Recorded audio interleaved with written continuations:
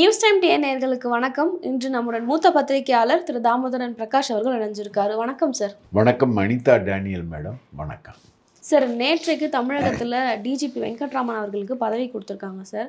அது ஆக்சுவலி ஒரு long process. ஆனால் அந்த ப்ராசஸ் எதுவுமே நடக்காமல் எல்லாமே சட்டுன்னு நடந்துருச்சு. ஸோ இதனால் தமிழ்நாடு போலீஸ்க்கு ஒரு அதிருப்தி ஏற்பட்டிருக்கு அப்படின்ற மாதிரி சொல்கிறாங்க. இதில் என்ன அதிருப்தின்னு பார்த்தீங்கன்னா, தமிழ்நாடு அரசுக்கு சாதகமாக வேலை செய்கிற போலீஸார்களுக்கு இது ரொம்பவுமே எங்கேயாவது ஒரு இடத்துல சிக்கல் வந்துடுமோ, எங்கேயாவது ஒரு இடத்துல கடினமாகிடுமோ அப்படின்ற மாதிரியான பல்வேறு இது வருதே சார். அது எப்படி சார் பார்க்குறீங்க? கண்டிப்பாம்மா. இது ஒரு பெரிய ப்ராசஸ்க்குள்ளே போயிட்டு வர வேண்டியதான். நீங்கள் கரெக்டாக சொன்னீங்க. ரொம்ப பெரிய ப்ராசஸ்க்குள்ளே போயிட்டு வர வேண்டியது தான் இந்த லிஸ்ட்.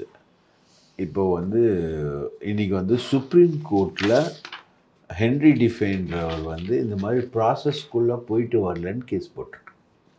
ஏற்கனவே ஒரு டிஜிபி, இந்த லிஸ்ட்டில் வராத ஒரு டிஜிபி கேஸ் போட்டார், சுப்ரீம் கோர்ட்டில் கேஸ் போட்டார். அந்த கேஸை டிஸ்மிஸ் ஆகிருக்கு. இந்த வெங்கட்ராமன் அதிகாரியாக நியமிக்கப்பட்ட உடனே ஹென்ரி டிஃபைன் போகிறார். நீங்கள் பார்த்தீங்கன்னா ஹென்ரி டிஃபைனு சில பேர் இருக்காங்க தமிழ்நாட்டில், எப்படினாலும் போவாங்க. அவங்க போலீஸோட ரொம்ப க்ளோஸ் கான்டாக்டில் இருக்கக்கூடியவங்க. அவங்க என்ன பிரச்சனை வந்தாலும் அவங்க வழக்குகளுக்கு போவாங்க. அது ஹியூமன் ரைட்ஸ் வயலேஷனாக இருந்தாலும் சரி, அவங்க தான் முதல்ல போவாங்க. போலீஸ்காரங்களுக்கு நியாயம் கிடைக்கலனாலும் சரி, அவங்க தான் போவாங்க. போலீஸ் டிரான்ஸ்ஃபர்ஸில் ப்ராப்ளம் இருந்தாலும் சரி, அவங்க தான் போவாங்க. இந்த மாதிரி ஒரு சிலர் போவாங்க. இவங்க விசில் ப்ளோவர்களா அப்படின்னு நீங்கள் பார்த்தீங்கன்னா விசில் ப்ளோவர்ஸ் கிடையாது, ரைட்டா? அவங்களுக்கு ஒரு அஜெண்டாவும் இருக்குது. அவங்க வேறு யாருக்காவது செய்தி ப்ளோவர்ஸாக இருப்பாங்களே தவிர விசில் ப்ளோவர்ஸாக அவங்க கண்டிப்பாக இருக்கவே மாட்டாங்க. அதில் முக்கியமான ஆள் அண்ணன் ஹென்ரி டிஃபைன். இவர் உச்சநீதிமன்றத்துக்கு போயிருக்கார். இந்த ப்ராசஸே நீங்கள் பார்த்தீங்கன்னா சீமா அகர்வால், ராஜீவ், சந்தீப் ராய் ரத்தோர், இந்த 3 பேர். அது இல்லாமல் வன்னிய பெருமாள். அப்புறம் நீங்கள் லிஸ்ட்டு போட்டுக்கிட்டே போனீங்கன்னா அவங்களுக்கு இவர் வரைக்கும், வெங்கட்ராமன் வரைக்கும், ரைட்டுங்களா? ஒரு 8 பேர். அதில் 31 வருஷம் டிஜிபி சர்வீஸ் முடித்தவங்கன்னு கணக்கு போட்டால் நம்ம சட்டம் ஒழுங்கு ஏடிஜிபியாக இருக்கிறவர் வரைக்கும் அந்த லிஸ்ட்டில் வந்துடுவார். டேவிட்சன் தேவாசீர்வாதம் வரைக்கும் அந்த லிஸ்ட்டில் வந்துடுவார். ஸோ இந்த மாதிரி ஒரு லிஸ்ட் தான் ப்ரிப்பேர் பண்ணி இதை சென்ட்ரல் கவர்மெண்ட்டுக்கு அனுப்பணும். இதில் பார்த்தீங்கன்னா சீமா அகர்வால் ஏகே விஸ்வநாதனுடைய மனைவி. ஏகே விஸ்வநாதன் எஸ்பி வேலுமணி, எடப்பாடி 2 பேருக்கும் ரொம்ப க்ளோஸ். அப்போது ஏகே விஸ்வநாதன் மனைவி மூலமாக ஏகே விஸ்வநாதன் பல பாலிட்டிக்ஸ் பண்ணுவார் போலீஸ்குள்ளே. தேர்தல் முடிவுகளுக்குள்ளேயே பல விஷயங்களை பல ரகசியங்களை எடப்பாடிக்கு எடுத்து கொடுப்பார். பல சீக்ரெட்ஸை அவர் லீக் பண்ணுவார். அந்த மாதிரி ஒரு பயம் இருக்குது அவர் மேலே, ஏகே விஸ்வநாதன் மேலே. ஸோ சீமா அகர்வால் வர முடியாது. ராஜீவ் அடுத்தது. அவர் சட்டம் ஒழுங்கில் ஒரே ஒரு இடத்துல தான் பதவியில் இருந்தார், கடலூரில் ஒரு இடத்துல பதவியில் இருந்தார். அப்போவுமே மைக்கில் கண்ணாபின்னான்னு சொல்லிட்டு பேசி, கான்ஸ்டபிள்ஸாக பேசி நிறைய பிரச்சனை ஆயிடுச்சு ராஜீவ் மேலே. சந்தீப் ராய் ரத்தோர், இவர் பண்ணாத அட்டகாசமே இல்லை தமிழ்நாட்டுக்குள்ளே.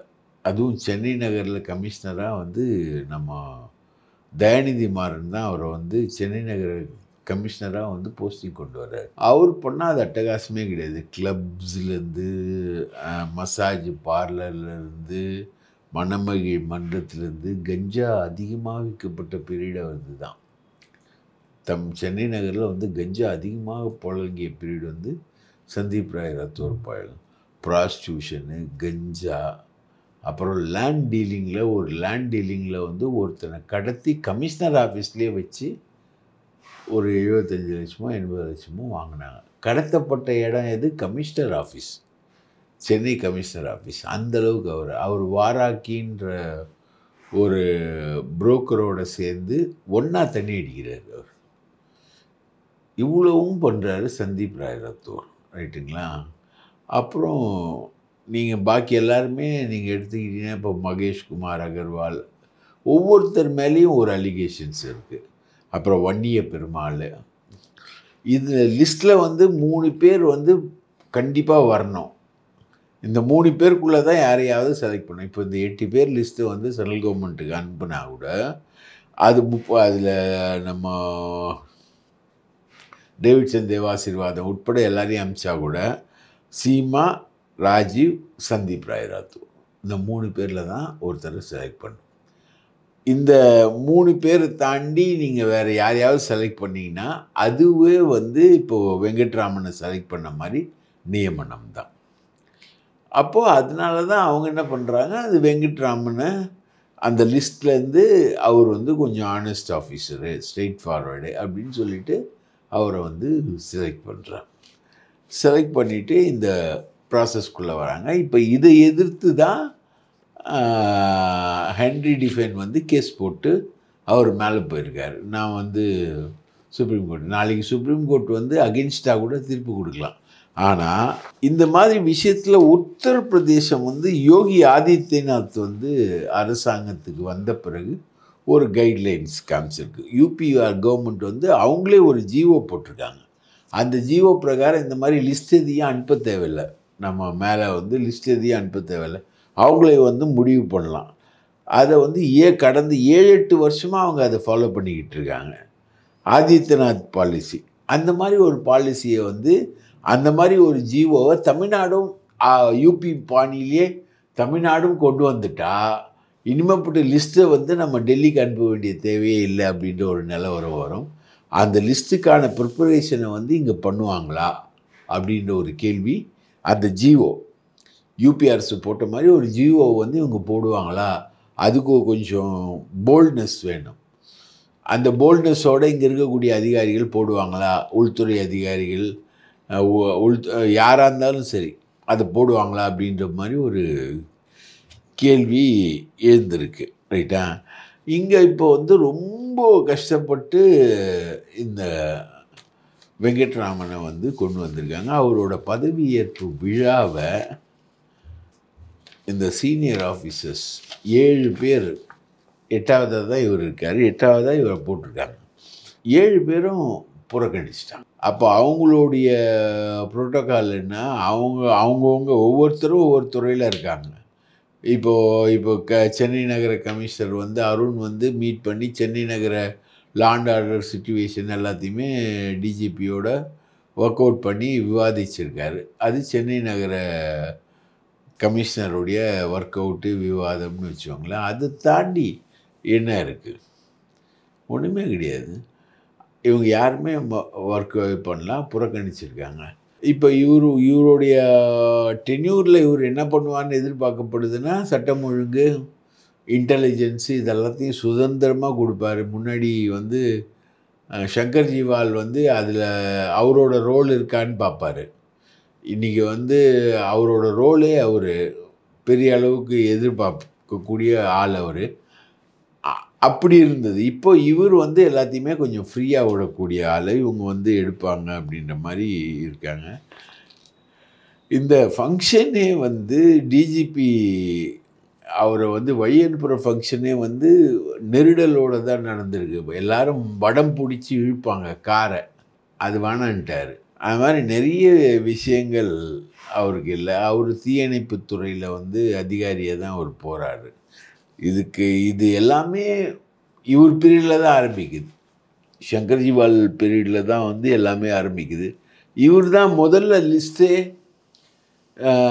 ரெடி பண்ணி அனுப்பாமல் பல விஷயங்களில் பாலிட்டிக்ஸ்குள்ளே நிறைய விஷயங்களில் இவர் அடம் பிடிச்சார். இவர் 1 மாதத்துக்கு முன்னாடி ஓய்வு பெறணும், ஓய்வு பெறலை இவர். அந்த மாதிரி சிக்கல்லாம் வந்து இந்த மாதிரி பல சிக்கல்களுக்கு நடுவில் இந்த டிஜிபி நியமனம் வந்திருக்கு. இந்த டிஜிபி நியமனம் வந்து கிட்டத்தட்ட ஒரு பாம் மாதிரி வந்திருக்கு. இந்த பாம் வந்து என்ன ஆக போகுது, ரைட்டா? சில வந்து வெடிக்கிறதும் பட்டாசு தான், அது வந்து நம்ம மேலே படாது, நம்ம மேலே போகும். சில பட்டாசு வந்து மோசமாக வெடிக்கும். இது எப்படி வெடிக்குன்றது இந்த சுப்ரீம் கோர்ட்டில் போட்டிருக்கக்கூடிய வழக்கு தான் தீர்மானிக்கும். அந்த வழக்கை வந்து காம்பன்சேட் பண்ணுற மாதிரி உத்தரப்பிரதேசத்தில் ஜிஓ போட்ட மாதிரி இங்கேயும் ஒரு ஜிஓ போட்டு ஸ்டேட் கவர்மெண்ட்டுக்கு இருக்கக்கூடிய அதிகாரத்தை வந்து ஸ்டேட் கவர்மெண்ட் எஸ்டாப்ளிஷ் பண்ணால் தவிர இந்த பிரச்சனைக்கு ஒரு விடிவு வராது அப்படின்னு காவல்துறை வட்டாரங்கள் தெரிவிக்கின்றன. சார் இதை தொடர்ந்து நல்ல தோழர் நல்லக்கண்ணு இருக்காரு. அவருடைய உடல்நிலை வந்து ரொம்ப மோசமா இருக்கு, சரியில்லைன்ற மாரி சொல்றாங்க. ஸோ அது அவரோட நிலை என்ன சார் இப்போ? அதாவது அவருக்கு முதல்ல ஒரு பிரச்சனை வந்தது தொண்டையில். அதுக்கேற்று ஒரு ப்ரைவேட் ஹாஸ்பிட்டலில் வந்து ட்ரீட் பண்ணாங்க. அந்த ட்ரீட்மெண்ட் வந்து சரியில்லை அப்படின்றது வந்து தோழர் ரவீந்திரநாத்தும் அவங்க துணைவியார் அந்த அம்மா 2 பேருமே வந்து நிர்வாகிகளாக இருக்காங்க. அவங்க கண்டுபிடிச்சி அது சம்மந்தமாக ஒரு ட்ரீட்மெண்ட் வந்து சென்னை ராஜீவ் காந்தி ஹாஸ்பிட்டலில் வந்து கொடுத்துருக்காங்க. ஓரளவுக்கு எஃபெக்டிவாக தான் போகுது. பட் ஏஜ் ஃபேக்டர்னு ஒன்று இருக்குது. இந்த மாதிரி உடல்நிலை சரியில்லாமல் போகிறவங்களுக்கு எல்லாருக்குமே ஏஜ் ஃபேக்டர்னு ஒன்று இருக்குது. இப்போது ஜெயலலிதாவுக்கு சுகர் வந்து அவங்களுக்கு திடீர்னு ஜம்ப் ஆச்சு சுகர். திடீர்னு ஹார்ட் ப்ராப்ளம் வந்துச்சு. திடீர்னு பொட்டாசியம் லெவல் ரைஸ் ஆச்சு. இதெல்லாம் நீங்கள் எதிர்பார்க்கவே முடியாது. நார்மலாக இருக்கவங்களுக்கு அந்த மாதிரி ஆகாது. ரைட்டா? அது உடனே சாவில் வந்து மர்மம் அப்படின்ட்டாங்க. திடீர்னு சுகர் சாதாரணமாக இருக்கக்கூடிய சுகர் வந்து 500க்கு போச்சு ஜெயலலிதாவுக்கு. அதனால தான் அவங்க ஹாஸ்பிட்டலைஸ் ஆக வேண்டியதாகவே வந்தது. 500க்கு போகும்போது என்ன ஆகும்? கிட்னி அஃபெக்ட் ஆகும், ஹார்ட் அஃபெக்ட் ஆகும், மற்ற எல்லாமே அஃபெக்ட் ஆகும் சுகர்ன ஒன்று. அதுக்கப்புறம் பார்த்திங்கன்னா சோடியம் குளோரைடு உப்பும் வந்து பொட்டாசியம் லெவலும் வந்து ஜெயலலிதாவுக்கு ரொம்ப பெரிய அளவுக்கு குறைஞ்சது. அது நார்மல். அது சுகர் அதிகமாகி பிரச்சனைக்குள்ளானா அதெல்லாம் வந்து ரொம்ப மோசமாக குறைவதற்கான வாய்ப்புகள் வந்து அதிகம். அதில் வந்து பொட்டாசியம் இன்க்ரீஸ் ஆனவுடனே ஹார்ட் அட்டாக் வந்து அவங்க இறக்குறாங்க. ஸோ இந்த வயசான உடல்நிலை இருக்கு இல்லையா, அது வந்து எப்போ எந்த நேரம் எது கொண்டு வரும்ன்றது உங்களுக்கு வந்து சொல்லவே முடியாது. அந்த மாதிரி ஒரு கிரிட்டிக்கல் இதில் தான் வச்சு நல்லக்கண்ணு வந்து சிகிச்சை பெறாரு. அவர் உண்மையிலே நலமாகி வருவார் அப்படின்ற ஒரு எதிர்பார்ப்பு வந்து நம்ம எல்லாருக்குமே இருக்குது. Okay sir. சார் தாவேகா வந்து அந்த மாநாடு முடிஞ்சு தொடர்ந்து வந்து விமர்சனமாக தான் வந்துட்டு இருந்தது தாவேகால. இப்போ வந்து விஜய் அவர்கள் வந்து ஒரு பிரச்சார வேன் ஒன்று ரெடி பண்ணுறாரு சார். அதோட நிலை என்ன சார் இப்போ? வர 14ஆம் தேதியிலேருந்து அவர் பிரச்சாரம் போக போகிறாருன்னு சொன்னாங்க. பிரச்சார வேன் வந்து இப்போ எடப்பாடி ரெடி பண்ண மாதிரி அவர் ஒரு பிரச்சார வேனை வந்து அவர் ரெடி பண்ணியிருக்காரு. தாவேகா மாநாட்டில் வந்து மிக கடுமையான விமர்சனங்கள் வந்து இவங்க அந்த பவுன்சர்ஸ் அவங்கள வச்சு தொண்டர்களை வந்து ரொம்ப மோசமாக இவங்க ஹேண்டில் பண்ணாங்க அப்படின்னு தொண்டர்களுக்கு பயங்கர அதிருப்தி. அந்த பெரம்பலூர் பையன் ஒருத்தன் வந்து என்னை தூக்கி போட்டாங்கன்னு புகார் பண்ணியிருக்கான், அதுவும் உண்மை. இன்னொரு பையன் வந்து என்னை தூக்கி போட்டாங்கன்னு புகார் பண்ணதும் உண்மை. ஆக மொத்தம் 3 பேருக்கு மேலே தூக்கி போட்டிருக்காங்க அவங்க. அதில் 2 பேர் வந்து பெரம்பலூர் பையன் உண்மையான பையன் இல்லை, நான் தான் உண்மையான பையன் அப்படின்ற மாதிரி இவங்க வந்து கிளைம் பண்ணுறாங்க. பெரம்பலூர் பையன் தூக்கி போடப்பட்டது உண்மை, அவனை தான் ரொம்ப மோசமாக தூக்கி போட்டதும் உண்மை. அதுக்கப்புறம் இன்னொரு பையனையும் தூக்கி போட்டு மொத்தம் ஒரு 3 பசங்களை தூக்கி போட்டிருக்காங்க. அதில் வந்து விஜய் வந்து கடுமையான அதிருப்தி, இப்படிலாம் வந்துடுச்சு அப்படிலாம் வந்துடுச்சு அப்படின்னு. ஆனால் நெகட்டிவ் நோக்கத்தோடு வரக்கூடிய விமர்சனங்கள் வந்து நம்ம புறக்கணிப்போம் அப்படின்ற மாதிரி ஒரு நிலையை வந்து அவங்க எடுத்திருக்காங்க. பாசிட்டிவ் நோக்கத்தோடு எங்கே விமர்சனம் வருது? எல்லாமே நெகட்டிவ் நோக்கத்தோடு தானே வருது அப்படின்ற அடிப்படையில் இதுக்கு எல்லாத்துக்குமான பதில் வந்து அந்த பிரச்சார யாத்திரை மூலமாக நம்ம கொடுப்போம் அப்படின்ற மாதிரி ஒரு வண்டியை ரெடி பண்ணியிருக்காங்க. வண்டியை வந்து பார்த்து ரெடி பண்ணுறாரு. கேரவேனில் எக்ஸ்பர்ட் வந்து அண்ணன் விஜய்க்கு எங்கெங்கே என்னென்ன வேணும், எந்த பாத்ரூம் வேணும், எந்த டாய்லெட் வேணும், எப்போ கூப்பிட்டா எப்படி வரணும், எப்படி ஏறணும், எப்படி இறங்கணும். இது இல்லாமல் இந்த பிரச்சார வேன் இல்லாமல் 2 கேரவேன் வருமா பின்னாடியே. அப்போ இதெல்லாம் எவ்வளோ பெரிய எக்ஸ்பென்சிவாக இருக்கும். அப்போ கூட்டங்கள் எப்படி போடணும், கூட்டங்கள் எங்கே போடணும், கூட்டங்கள் எந்த இடத்துல போடணும், யார் வந்து கூட்டங்களை திரட்டணும். விஜய் வராரு அப்படின்னாலே கூட்டம் வரும். ஆனால் அந்த கூட்டத்தை வந்து ரெகுலேட் பண்ணோம்ல. இந்த மாதிரி இப்போ மாநாட்டில் நடந்த மாதிரி இன்சிடென்ட்ஸ் ஆகிடக்கூடாது, யாரும் செத்துறக்கூடாது. இதில் விஜயோட போராட்டம் ஆர்ப்பாட்டம் கூட்டம்னாலே மக்கள் வந்து சாவது தான் அதிகமாக இருக்குது. ரைட்டா? அதே மாதிரி இந்த ஆர்ப்பாட்டத்துலேயும் இந்த பிரச்சாரத்துலேயும் யாரும் செத்துறக்கூடாது. இந்த ஒரு ஆர்ப்பாட்டம் பண்ணாங்க, 50 பெண்கள் மயங்கி விழுந்தாங்க. இந்த மாநாட்டில் வந்து 128 பேர் வந்து மயங்கி விழுந்தாங்க. அதில் 28 பேர் ரொம்ப மோசமாக ஃபேட்டலி இன்ஜூர்டாக இருந்தாங்க. அப்படி அளவுக்கு வந்து அந்த அளவுக்கு வருது. ஸோ சாவு என்பது வந்து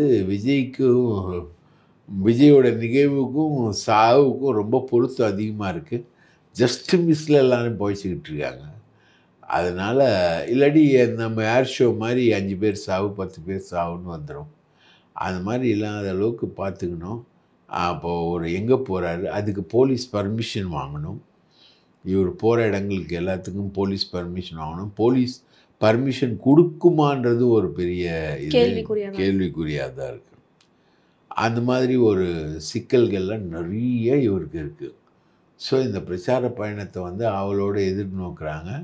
இந்த பிரச்சார பயணம் வந்து ஒரு மாநாடு மாதிரி நடக்குமா, இல்லை நம்ம பரந்தூருக்கு போயிட்டு மேலே ஏறி 2 நிமிஷம் பேசிட்டு இறங்கிட்டார் அந்த மாதிரி இருக்குமா, அப்படி இருக்குமா, இல்லை ஒரு பெரிய பிரச்சாரம் மாதிரி இருக்குமா, இல்லை இந்த மாநாட்டு இப்போ இந்த மாநாட்டு பேச்சை வந்து அதிகமாக டெலிவிஷனில் பார்த்த ஆடியன்ஸில் முக்கியமான ப்ரோக்ராம் வந்து விஜயோட இந்த 35 நிமிஷம் பேச்சை தான் வந்து ஆடியன்ஸ் வந்து ரொம்ப அசையாமல் பார்த்துருக்காங்க, பெரிய அளவுக்கு பார்த்துருக்காங்க. ஸோ அடுத்தது இவர் பிரச்சாரத்துக்கு போனால் அதையும் பார்ப்பாங்க. பிரச்சாரத்தில் இவர் ஏதாவது ஒன்று கான்ட்ரவர்சி பேசுகிறாருன்னா அதையும் பார்ப்பாங்க. ரைட்டா, அங்கிள் ரொம்ப ராங் அங்கிள் அப்படின்றது மாதிரி வேறு ஏதாவது ஒன்று பேசினான்னா அதுவும் ரொம்ப வைரல் ஆகும். அதுக்கப்புறம் வந்து ஏதாவது ஒரு விபத்து நடந்து யாராவது செத்தாங்கன்னா அது பத்திக்கும் ஏற்கனவே. அது இல்லாமல் வழக்குகள் வரும், இவர் மேலே நிறைய வழக்குகள் வர்றதுக்கான பாசிபிலிட்டிஸ் இருக்குது. அப்போ அது இல்லாமல் இந்த இப்போது யார் யார் நிர்வாகிகளை வந்து முக்கியத்துவம் கொடுக்குறாங்க, யாருக்கு தொகுதியில் முக்கியத்துவம் கொடுத்துருக்காங்க, யாருக்கு மாவட்டத்தில் முக்கியத்துவம் கொடுக்குறாங்க, அதை வந்து அவங்க ரசிகர் மன்றத்துக்குள்ளே சண்டையாக இருக்கும். இது மாதிரி நிறைய விஷயங்களை வந்து நம்ம எக்ஸ்பெக்ட் பண்ணலாம் விஜயோட ப்ரோக்ராமில். சொதப்பல் விஷயங்கள்னு மட்டும் நம்ம வந்து நிறைய விஷயங்களை வந்து எக்ஸ்பெக்ட் பண்ணலாம். இதெல்லாம் விஜய் எப்படி மேனேஜ் பண்ண போகிறாரு அப்படின்றதுல தான் முக்கியமான கேள்வியே இருக்கிறது. சார், தொடர்ந்து இந்த மாதம்பட்டி ரங்கராஜ் அவர்களோட விஷயம் வந்து போயிட்டே இருக்குது. அந்த நிலையில் வந்து நேற்று ஜாய் கிறிஸ்டல்டா வந்து ஒரு போஸ்ட் ஒன்று போட்டிருக்காங்க, அவரை வந்து ப்ளேம் பண்ணுற மாதிரி. ஸோ அந்த போஸ்ட் இன்னும் இந்த பிரச்சனை வந்து எவ்வளோ நாள் சார் தொடரும், என்ன முடிவு சார் இதுக்கு? ஜாய் கிறிஸ்டல்டா மாதம்பட்டி ரங்கராஜ் விஷயம் வந்து இன்னும் தொடரும்னு தான் நினைக்கிறேன். ஏன்னா அந்த அவர் ஏதோ மன்மதராசா மாதிரி பொண்டாட்டி அப்படின்னு சொல்லிட்டு ஒரு வீடியோ போட்டிருக்காரு. இது எனக்கு இன்னும் இப்போ ஒரு வேளை நான் ரொம்ப வயசான கிழவ மாதிரி ஆகிட்டேன்னு நினைக்கிறேன். எனக்கு இன்னமும் இது ஒன்றும் புதுசாக தெரியல, பிடிக்கவும் இல்லை. இது அவர் பொண்டாட்டின்றதும் அந்த சமூக வலைத்தளங்களில் வீடியோவாக போட்டு கொண்டாடுறதும் அதை பார்க்குறதும் ஒன்றும் தெரியல. ஆனால் இந்த விஷயம் வந்து என்ன இருந்தாலும் அவங்க 2 பேருமே சரி, இவருக்கும் டைவர்ஸ் ஆகலை, அந்த பொண்ணுக்கும் டைவர்ஸ் ஆகலை. ரைட்டா, இன்னொருத்தன் புருஷனை ஜாய் கிறிஸ்டல்டாவும் இன்னொருத்தன் பொண்டாட்டியை மாதம்பட்டி ரங்கராஜும் விளையாடி இருக்காங்க. இலக்கணம் மீறின விளையாட்டு தான்.